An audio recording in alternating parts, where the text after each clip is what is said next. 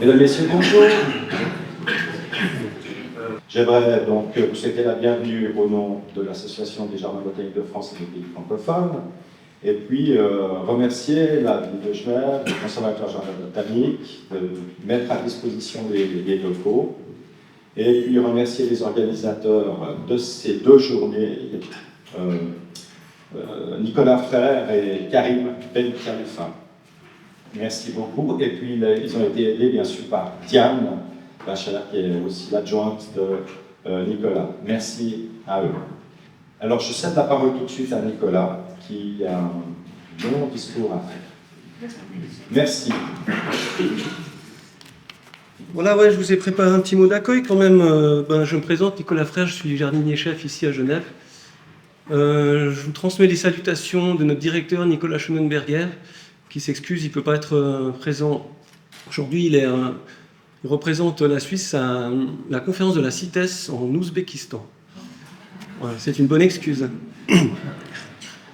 Donc, bienvenue au Jardin botanique de Genève pour cette 5e édition du groupe Graines de JBF.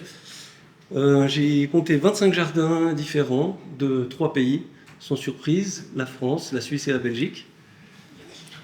Merci à Karim de nous avoir sollicité pour accueillir ces journées.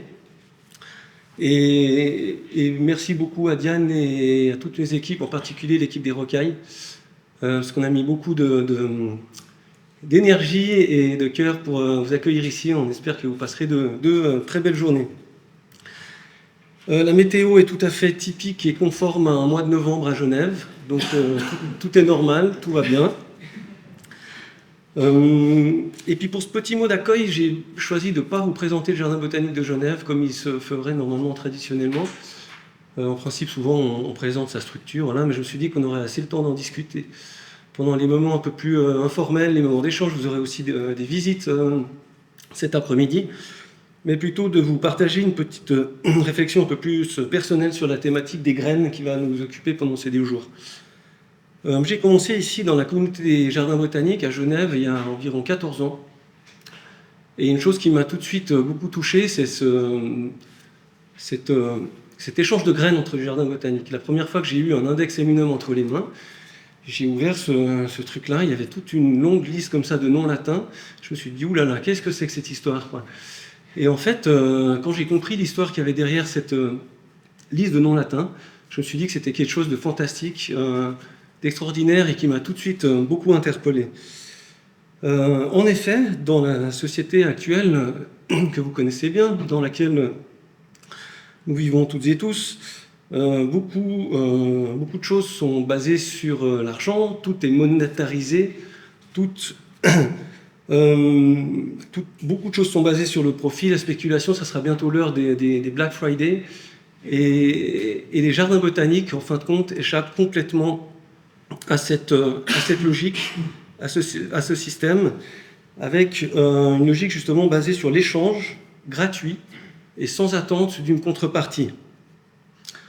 Ça n'enlève rien à la valeur des graines. C'est pas parce qu'une chose est gratuite qu'elle n'a pas de valeur, bien au contraire. Vous savez le temps et l'énergie que ça prend d'aller récolter ces graines, de les conditionner, de les envoyer à travers le monde. Mais c'est une tradition qui refuse de monétariser le vivant.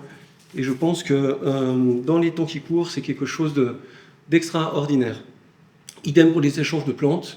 D'ailleurs, des jardins, la plupart des jardins font signer des échanges, des formulaires de non-commercialisation de ces plantes et de ces graines.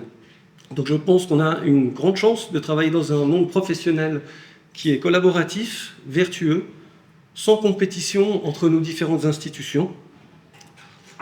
Et j'aime l'idée aussi de la réciprocité, où chaque jardin travaille pour les autres en récoltant des graines dans son domaine de compétences, dans sa région biogéographique, avec un objectif commun de conservation du vivant.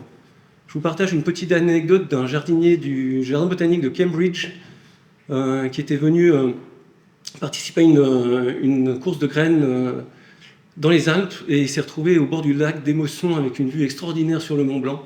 Il n'arrêtait pas de prendre des photos, il ne pouvait pas s'en empêcher, il avait raison, c'était vraiment extraordinaire. Et je trouve que ces courses de graines, c'est aussi des fois des échanges de compétences, des échanges entre jardiniers, et parfois aussi, comme vous le savez, des expériences de vie qui peuvent être assez intenses sur le terrain. Il faut dire aussi que ces échanges se complexifient avec la nécessité de certificats phytosanitaires pour les échanges hors Union européenne, avec des frontières qui se modifient, dans un contexte géopolitique parfois compliqué. On sait que l'Angleterre est sortie de l'Europe, ça complexifie les échanges. Mais je vous encourage et je nous encourage à ne jamais lâcher cette merveilleuse tradition de continuer à récolter des graines et à fabriquer des listes de noms latins et de les envoyer à travers le monde.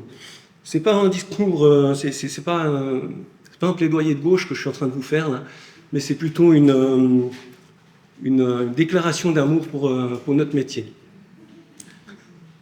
Voilà, je vous souhaite je nous souhaite de passer deux belles journées de travail autour de cette thématique des graines et des échanges de plantes vivantes. Belle journée à nous tous. Merci.